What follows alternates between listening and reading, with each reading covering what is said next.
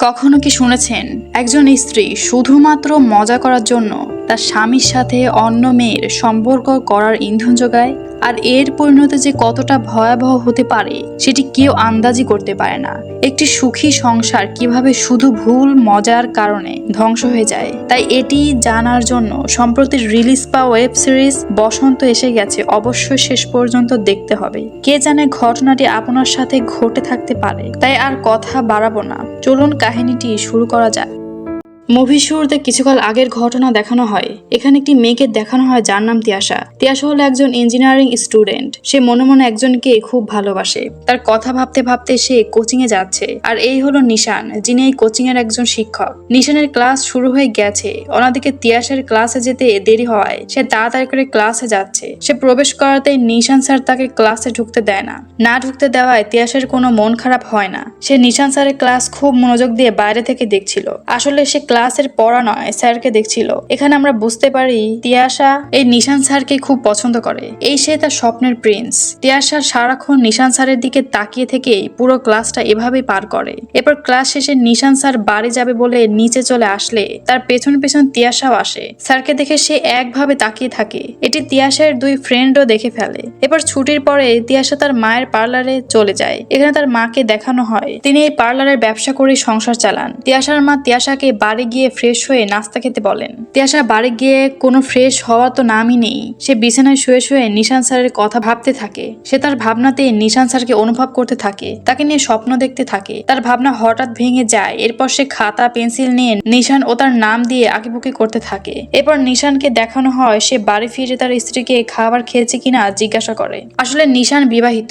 নিশানের স্ত্রীর নাম চন্দ্রিমা। সে চন্দ্রিমাকে ওষুধ খাবার কথা বলে। তার মানে চন্দ্রিমা অসুস্থ, তাকে প্রতিদিন মেডিসিন খাওয়া লাগে বলে সে ক্লান্ত। এই কথা সে নিশানকে বলে। নিশানও তার কথায় হেসে মত দিয়ে বলে, ঠিক আছে, আজ ওষুধ খেতে হবে না। এখানে বোঝা যায় তারা দুজন দুজনকে খুব ভালোবাসে। আসলে তারা দুজন ভালোবেসে বিয়ে করেছিল, যার জন্য তাদের মধ্যে বোঝাপড়া খুব ভালো। রাতে দুজনই খায়নি বলে চন্দ্রিমা তাদের জন্য নাস্তা তৈরি করতে যায়। এর মধ্যে দুজন দুজনকে আই লাভ ইউ বলে। অন্যদিকে আমরা তিয়াশা ও তিয়াশার মাকে দেখি তারা রাতের খাবার খাচ্ছিল। তিয়াশার মা কারোর সাথে ফোনে কথা বলছিল। এ থেকে জানতে পারি যে তিয়াশার মা সিঙ্গেল মাদার। সে ফোনে তার পার্লারের বিষয়ে কথা বলছিল। তিয়াশা না খেয়ে চলে যায়। তার মা এটি দেখে বলে, কিছুদিন ধরে দেখছি ঠিক করে খাওয়া দাওয়া করিস না। তোর বয়স অনেক আগেই আমি পার করেছি, তাই উল্টাপাল্টা কিছু করে বসিস না আবার। তিয়াশা বলে, আমি ঠিক আছি বলে চলে যায় রুমে। এরপর তিয়াশা রুমে আসলে কোনো এক ছেলে তাকে ফোন দিয়ে ডিস্টার্ব করে, যার জন্য তিয়াশা খুব রেগে যায়। তার বান্ধবী ফোন করে জানায়, ছেলেটা তোর জন্য আমাকে কল করে ডিস্টার্ব করছে, ছেলেটাকে হ্যাঁ বা না বলে দে। তিয়াশা বলে, আমি ওসব ছেলেকে পাত্তা দেই না। আমাকে এমন একজন প্রয়োজন যে ম্যাচিউর হ্যান্ডসাম হবে, যার হাসি দেখলে সব প্রবলেম সলভ হয়ে যাবে। তার বান্ধবী বলে ওঠে, তুই কোচিং এর ম্যাথ স্যারের কথা মনে করে দিলি। স্যারের কি বিয়ে হয়েছে? বোর্ডটা অনেক লাকি হবে। এই সকল কথাবার্তা বলে তারা ফোন রেখে দেয়। এরপর তিয়াশা গুগলে সার্চ করে দেখে কিভাবে প্রপোজ করা যায়। পরদিন তিয়াশা একটি চিঠি নিয়ে স্যারের বাইকের সামনে রেখে দেয়। নিশান চিঠিটি পেয়ে তার ওয়াইফকে দেয় পড়ার জন্য। চন্দ্রিমা সে চিঠিটি মজার ছলে পড়ে, তেমন একটা সিরিয়াসলি নেয় না। নিশান চিঠিটার জন্য বিরক্ত বোধ করে। আর চন্দ্রিমা বলে, স্যারের উপর ক্রাশ খাওয়া তো কমন, আমরাও খেয়েছি। মেয়েটার নাম জানতে চায়। নিশান রেগে বলে, তুই এইসব নিয়েই পড়ে আছিস কেন বলতো? কোচিং এ অনেক মেয়ে, কোন মেয়ে চিঠি দিয়েছে কিভাবে জানবো? চন্দ্রিমা আবারও চিঠিটা পড়ে। সেখানে একটা লেখা ছিল, I can't live without you. এটি পড়ে চন্দ্রিমা নিশানকে বলে, আচ্ছা আমরা কি দুজন দুজনকে এই কথাটা বলেছি? নিশান বলে, আমাদেরকে এসব বানিয়ে বানিয়ে বলতে হয় না। আমরা দুজন দুজনের সঙ্গী, যাদের হয় তাদের এমনিতেই হয়, এসব বলতে হয় না। চন্দ্রিমা চিঠিটা একটু সিরিয়াসলি নেয় আর বলে, যে লিখেছে সে খুব মন দিয়ে লিখেছে। আমি তো কোনোদিন এসব করিনি তোর জন্য। বিয়ের আগে 3 বছর প্রেম করেছি, কখনো একটা চিঠিও দেয়নি তোকে। আমার দোষেই বাচ্চাটা নষ্ট হয়ে গেছে। এই বলে খুব আফসোস করতে থাকে। নিশান বলে, তুই আমার কাছে সব থেকে বড় গিফট। আমরা দুজন দুজনের কাছে গুরুত্বপূর্ণ। এই বলে নিশান আরো 1 কাপ কফি চেয়ে দুজনের কষ্টের মুহূর্তে হেসে ওঠে। এরপর চন্দ্রিমা কফি আনতে গেলে নিশান কোচিং এর খাতা দেখতে বসলে তিয়াশার খাতা পায়। সেখানে নিশান আর তিয়াশার নাম লেখা লেখা ছিল। এটি দেখে নিশানের বুঝতে আর বাকি থাকে না যে এটি তিয়াশার কাজ। এরপর তিয়াশা আবার নিশানকে চিঠি দেয়। চন্দ্রিমা চিঠিটা পড়ে সেখানে লেখা ছিল ব্লু কালারের শার্ট পরে আসতে। পরদিন নিশান কোচিং এ যাওয়ার সময় চন্দ্রিমা জোর করে তার পরনের শার্টটি খুলে ব্লু কালারের শার্টটি পরে দেয়। চন্দ্রিমা বলে, শত প্রেমপত্র পাচ্ছিস, একটু সেজে গুজে যাবি না? আসলে এসব ব্যাপারগুলো চন্দ্রিমা মজার ছলে করছে, এগুলো তার ছেলে মানুষই ছিল। এবার কোচিং এর ক্লাসরুমে দেখানো হয় সেখানে তিয়াশা চিন্তায় পড়ে আছে শার্টের ব্যাপার নিয়ে। তখনই নিশান ব্লু কালার শার্টটি পরে এন্ট্রি নেয়, যা দেখে কোচিং এর মেয়েরা তাকিয়ে থাকে, কারণ নিশান কোচিং এর সব মেয়েদেরই ক্রাশ ছিল, বিশেষ করে তিয়াশা তার প্রতি খুব অ্যাট্রাকটিভ ছিল। এদিকে নিশান তো বুঝে গেছে কে তার পাগল প্রেমিকা, সে সেই কারণে তিয়াশার দিকে তাকায়। তিয়াশা মনে করে স্যারেরও তার প্রতি ভালো লাগা কাজ করছে। তবে এই বিষয়টি নিয়ে নিশান একটু আপসেট ছিল, ক্লাসে সে অমনোযোগী হয়ে যাচ্ছিল। এবার চন্দ্রিমাকে দেখানো হয় সে ছোটদের জন্য কিছু একটা বোন ছিল।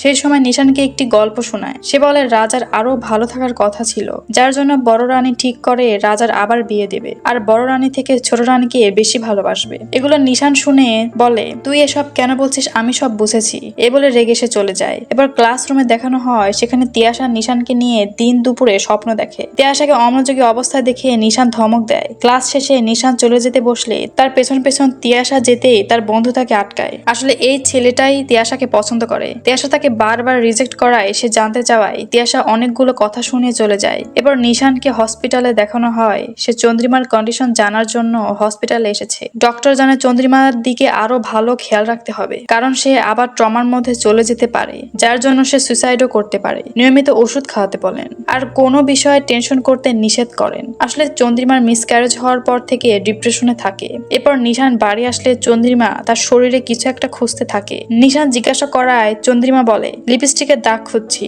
আর ওই মেয়েটা কি তোর সামনে আসেনি? নিশান বলে, কি বলছিস এসব? চন্দ্রিমা বলে, যে চিঠিটা দিয়েছে তার কথাতেই তো তোকে নীল শার্ট পরিয়েছি। নিশান এটি শুনে রেগে যায়। এরপর চন্দ্রিমা আরো আগ্রহ হয়ে জানতে চায় মেয়েটি কে রে। নিশান বুঝতে পারে সে ওষুধ খায়নি। এরপর নিশান বলে দেয় মেয়েটার নাম তিয়াশা দত্ত। চন্দ্রিমা এক্সাইটেড হয়ে আরো কিছু জিজ্ঞাসা করে, দেখতে কেমন, আরো কিছু। নিশান এগুলো অ্যাভয়েড করে রাতে ডিনারে যাওয়ার কথা বলে, কিন্তু চন্দ্রিমা নিশানের কথা পাত্তা না দিয়ে সে তিয়াশার বিষয়টি নিয়ে পড়ে থাকে। নিশানের কোচিং এ দেখানো হয় সেখানে সবাই স্যারের জন্য অপেক্ষা করছে। তিয়াশা নিশান স্যারের কথা জানতে চাইলে তার এক বন্ধু জানায় স্যারের ওয়াইফ অসুস্থ। সেখান থেকে তিয়াশার মনটা খারাপ হয়ে যায়। 2 দিন পর দেখানো হয় তিয়াশা নিশান স্যারের খোঁজ নিতে এসেছে। তার বন্ধুদের বলে 3 দিন ম্যাথ ক্লাস হয় না। স্যারের কি হয়েছে? তারা বলে স্যারের বউয়ের নয়, স্যারের জ্বর হয়েছে। আর এতই যখন চিন্তা হচ্ছে গ্রুপ থেকে স্যারের নাম্বারটা নিয়ে নে। যেই ভাবা সেই কাজ, সে সঙ্গে সঙ্গে গ্রুপ থেকে নিশান স্যারের নাম্বারটা নিয়ে কল করে। কলটি চন্দ্রিমা রিসিভ করলে তিয়াশা রেগে কলটি কেটে দেয়। চন্দ্রিমা ফোন চেক করে দেখে নিশানের সেই স্টুডেন্ট তিয়াশা দত্ত কলটি করেছিল।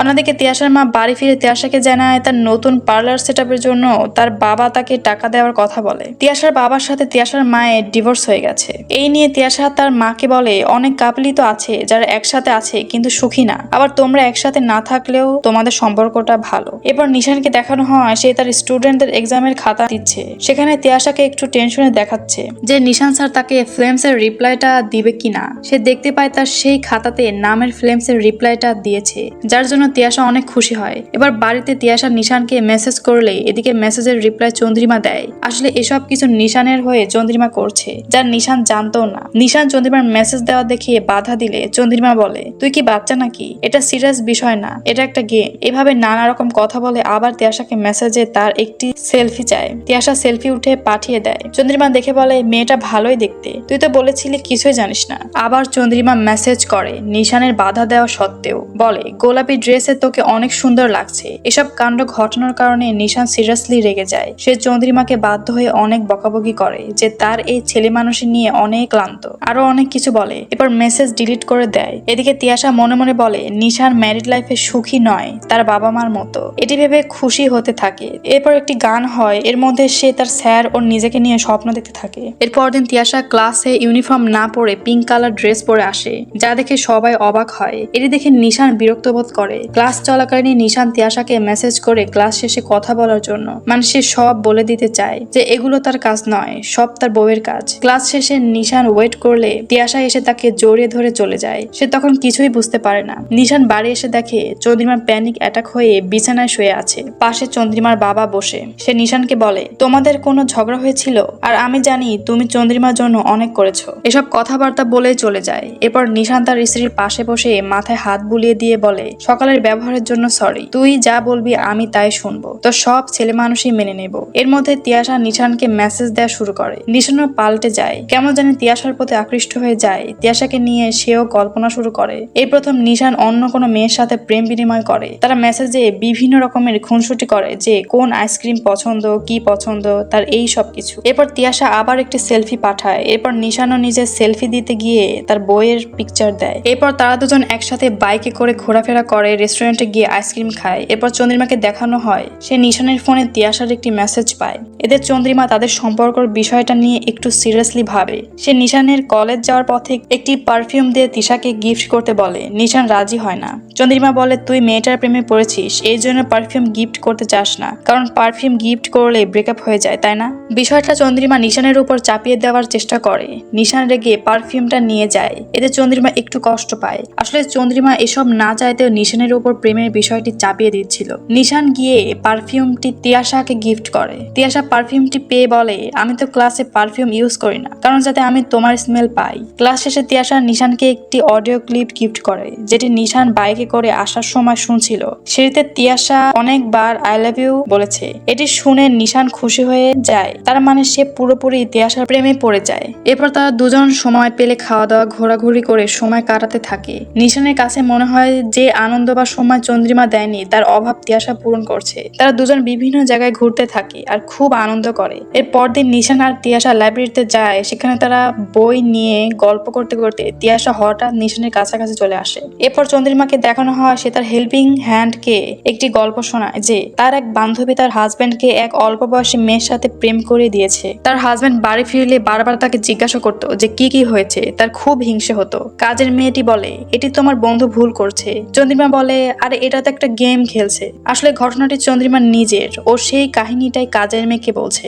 কাজের মেয়েটি আরো বলে, তোমার বন্ধুর কপাল পড়বে, আসলে ছেলে মানুষের কোনো বিশ্বাস নেই। তারপর আবার মেয়েটা 19 বছরের। এটি শুনে চন্দ্রিমা ঘাবড়ে যায় আর বলে, আমার বন্ধু একটি পারফিউম দিয়েছে, তার হাজবেন্ডকে দিয়ে মেয়েটাকে দিবে। মেয়েটাকে নিয়ে যেখানে যাবে সেই পারফিউমের গন্ধেই বুঝতে পারবে। কাজের মেয়েটি জিজ্ঞাসা করে, তোমার বন্ধু তার হাজবেন্ডকে মেয়েটার সাথে মিশতে বারণ করে না? চন্দ্রিমা বলে, কোন মুখে বারণ করবে, সে নিজেই তো মেয়েটার সাথে প্রেমটা করিয়ে দিয়েছে। এগুলো সে সব তার কথাই বলছে। এরপর নিশান বাড়ি ফিরলে চন্দ্রিমা বারবার তিয়াশার কথা জিজ্ঞাসা করে। নিশান সেটিকে ইগনোর করে চন্দ্রিমাকে নাস্তা বানাতে বলে একসাথে খাওয়ার জন্য। নিশান ফ্রেশ হওয়ার জন্য শার্টটা খুলে যায়। সেই সুযোগে চন্দ্রিমা সেই মেয়েটিকে দেওয়া পারফিউমের গন্ধ শার্টে পায়। সে শিওর হয়ে যায় যে নিশান মিথ্যে কথা বলেছে। নিশান সেই ফাঁকে গিয়ে সিগারেট খায় আর তিয়াশাকে কল্পনা করে বলে, তোমার জন্য আজ প্রথমবার চন্দ্রিমাকে মিথ্যে কথা বলেছি। পরদিন ব্রেকফাস্টে চন্দ্রিমা নিশানকে একটা গিফট দেয়। এটি তাদের বিবাহ বার্ষিকীর গিফট ছিল, যা নিশান ভুলে গিয়েছিল। নিশান উইশ করতে গেলে চন্দ্রিমা বলে, বলা দরকার নেই, এটি কাল ছিল।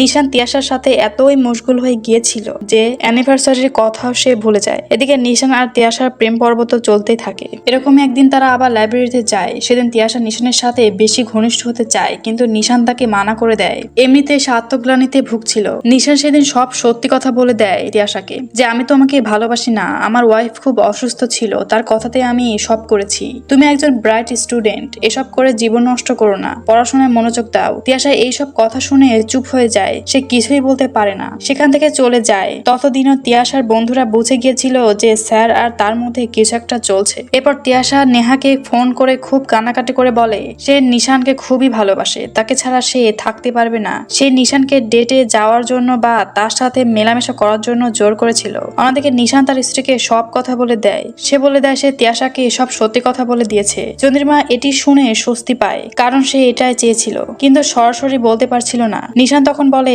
আমাদের খামখেয়ালির জন্য একজন অল্প বয়সী মেয়ের জীবন নষ্ট হয়ে গেল। এই কথা শুনে চন্দ্রিমা রেগে যায় যে বাহ, তোমার ওর জন্য এত দরদ, তুমি ওর জন্য ভেবে কষ্ট পাচ্ছ।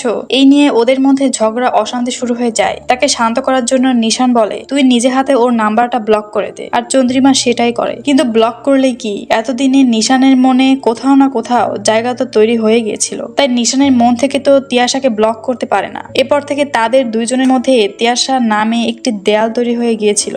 তাদের মধ্যে আগের ভালোবাসা আর ফিরে আসে না। এর মধ্যে নিশানও সেই কোচিং সেন্টারে পড়ানোটাও ছেড়ে দেয়, যাতে তিয়াশার মুখোমুখি না হতে হয়। এদিকে তিয়াশার বন্ধুরা তিয়াশাকে বোঝায় স্যারকে ভুলে যা, স্যারের ওয়াইফ আছে, তার লাইফ আছে, এটা সম্ভব না। তিয়াশা কিছুতেই বুঝতে চায় না। সে বলে, আমি সারা জীবন অপেক্ষা করব স্যারের জন্য, স্যারও আমাকে ভালোবাসে, তাদের মধ্যে নিশ্চয়ই কোনো ঝামেলা হয়েছে ইত্যাদি। সে ওখান থেকে সরাসরি সেই লাইব্রেরিতে যায়। সেখানে নিশান পড়াশোনা করত। তিয়াশা তাকে দেখে আবার সেই একই কথাই বলে যে তুমি তোমার ওয়াইফের সাথে সুখী নও। তখন নিশান বলে তোমার বাবা মার সংসার ভেঙে গেছে বলে এই নয় যে সবারই সেরকম, তুমি ভালো স্টুডেন্ট, এসব ভুলে গিয়ে মনোযোগ দিয়ে পড়াশোনা করো। কিন্তু তিয়াশা এসব শুনে হতাশ হয়ে নিশানের বাড়িতে যায়। চন্দ্রিমা তাকে চিনলেও না চেনার ভান করে। সে নিশানের বাড়িতে গিয়ে বলে একটু ওয়াশরুমটা ইউজ করতে পারি। আশেপাশে কোনো পাবলিক টয়লেট ছিল না। সে ওয়াশরুমটা ইউজ করে সেখান থেকে চলে যায়। সে চলে যাওয়ার পর চন্দ্রিমা বাথরুমে গিয়ে দেখে আয়নাতে তিয়াশা ঠোঁটের ছাপ রেখে গেছে। সেখানে একটা চিরকুট রেখে গেছে। সেখানে লেখা ছিল যে তোমার 7টা চুমু ফেরত নিয়ে গেলাম।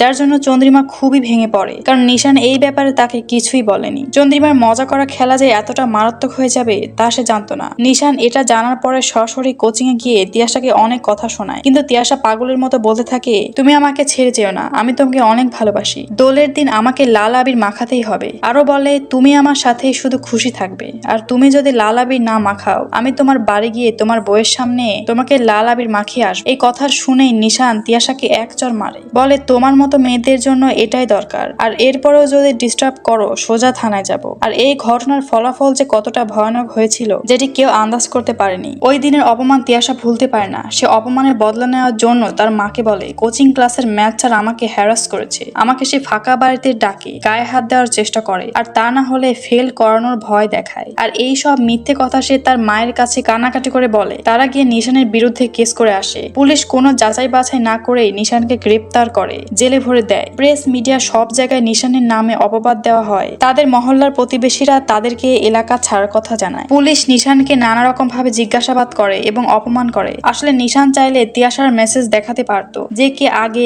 মেসেজ বা ফটো পাঠিয়েছে। এ দেখে বোঝা যেত দোষটা আসলে কার। কিন্তু নিশান এমনটা কিছুই করে না। সে পুলিশের সব অপমান মুখ বুজে শোনে, কোনো উত্তরই সে দেয় না। শুধু একটাই কথা বলে কেউ কাউকে ভালোবাসলে কি তার ক্ষতি করতে পারে। এমন সময় দুজন মানুষ নিশানের সাহায্যের জন্য এগিয়ে আসে, যারা হলো নেহা ও রোহান, অর্থাৎ তিয়াশার বন্ধুরা। তারা এই সব সত্যি জানতো। তারা পুলিশের কাছে গিয়ে সব সত্যি বলে দেয়, যার জন্য নিশান ছাড়া পেয়ে যায়। জেল থেকে নিশান যেদিন ছাড়া পায় সেদিন ছিল দোলের আগের দিন। পাড়ায় ঢোকার সাথে সাথে সবাই তাকে অপমান করে এবং মুখে কালো কালি মেখে দেয়। রাগে ক্ষোভে নিশান তার সেই কোচিং সেন্টারের সামনে যায়, আর সেখানে তিয়াশাকে দেখতে পায়। সে বলে যে আমার স্ত্রী ভুল ভেবেছিল যে তুমি আমাকে ভালোবাসো, তুমি আমাকে ভালোবাসো না। কেউ কাউকে ভালোবাসলে তার কোনো ক্ষতি করতে পারে না। আমি চাইলে পুলিশকে সব চায়ের দেখাতে পারতাম, তাতে প্রমাণ হতো দোষটা আসলে কার, কিন্তু সেটা আমি করিনি, কারণ আমি এখনো বিশ্বাস করি যে ভালোবাসলে কারো কোনো ক্ষতি করা যায় না। এই বলে তার গালে কালো কালি তিয়াশার গালে মাখিয়ে দেয়, আর বলে যে তুমি আমাকে লাল আবির মাখাতে বলেছিলে না, এই কালো রংটারই যোগ্য তুমি। বাড়ি ফেরার সময় তার রাস্তার দিকে কোনো মন ছিল না। সে হঠাৎ করে চলন্ত বাসের সামনে চলে আসে এবং বাসের ধাক্কাতেই তার মৃত্যু হয়। সকালে নিউজ চ্যানেলে তার মৃত্যুর খবর দেখানো হয়। লম্পট দুশ্চরিত্র শিক্ষক হিসেবে তার খবর দেখানো হয়। তার যে কোনো দোষ নেই এটা কোনো নিউজে দেখানো হয় না। তার মৃত্যুর খবর শুনে তিয়াশাও ভেঙে পড়ে। সে বুঝতে পারে তার বদলা নিতে গিয়ে তার ভালোবাসাকে সে শেষ করে দিয়েছে। সে দোলের দিন লাল আবির মেখে ছাদ থেকে লাফ দিয়ে আত্মহত্যা করে। অন্যদিকে চন্দ্রিমা বুঝতে পারে তার ছেলে মানুষই খেলার জন্য আজ এই পরিণাম হলো। তার স্বামী সহ 2 জনের প্রাণ গেল। চন্দ্রিমা তার ঘুমের ওষুধ খেয়ে আত্মহত্যা করে। আর এখানে এই কাহিনী শেষ হয়। এবার প্রশ্ন হলো দোষটা আসলে কার ছিল? একজন অসুস্থ স্ত্রীর, যার খেলার জন্য তাদের জীবনের এই পরিণতি হলো, নাকি একজন স্বামীর যে তার স্ত্রী অসুস্থতার জন্য যা করতে বলেছে সে বাধ্য হয়ে তাই করেছে? নাকি একজন কলেজ পড়ুয়া ছাত্রী যে কিনা স্যার বিবাহিত এটা জেনেও তার দিকে হাত বাড়িয়েছে? অবশ্যই আপনাদের মতামত কমেন্টে জানাবেন। আর আরো নতুন নতুন মুভি ও সিরিজের আপডেট পাওয়ার জন্য আমার চ্যানেলটি সাবস্ক্রাইব করে রাখবেন।